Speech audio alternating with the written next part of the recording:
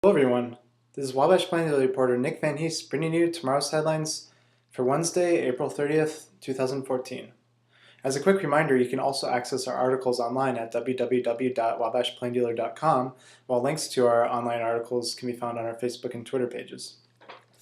Well, leading off in tomorrow's front page is an article I put together. I attended the Wabash County Council meeting last night, and during the meeting, the council, led by member Mike Ridnour, discussed possible ways to solve the overcrowding at the county jail problem, by which the county is sending some of its inmates over to the Miami County Jail, to deal with crowding issues, which is costing about $50,000 per year.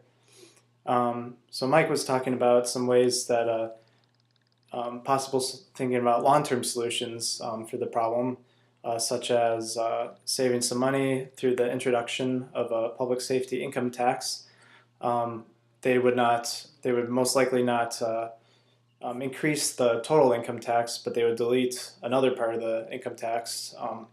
They suggested the homestead credit as a possibility.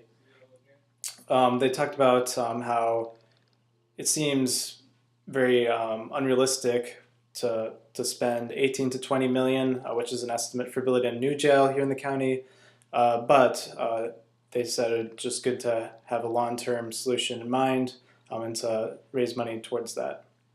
Second story is one from my co-reporter Eric Seaman.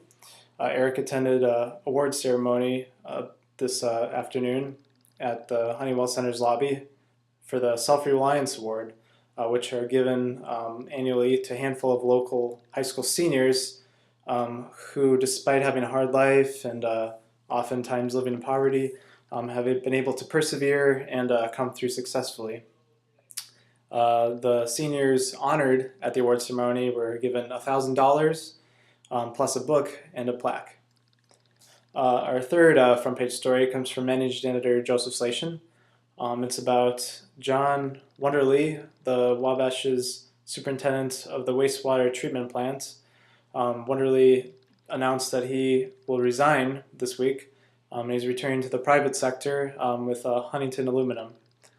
Mayor Robert Van Landingham said that Wonderly's duties will probably be taken over by Street Department Superintendent Scott Richardson, as well as the Assistant Superintendent Rick Price. And then our next front page story comes again from Eric Seaman. As part of our continuing Honeywell series, he takes a look at the economic impact of the Honeywell Center on the city of Wabash and then on the Wabash County as a whole. And then with that's a photo of past events at the Honeywell Center. And then our final front page story is one I put together about the Summer Visual and Performing Arts program, which will take place throughout the month of June.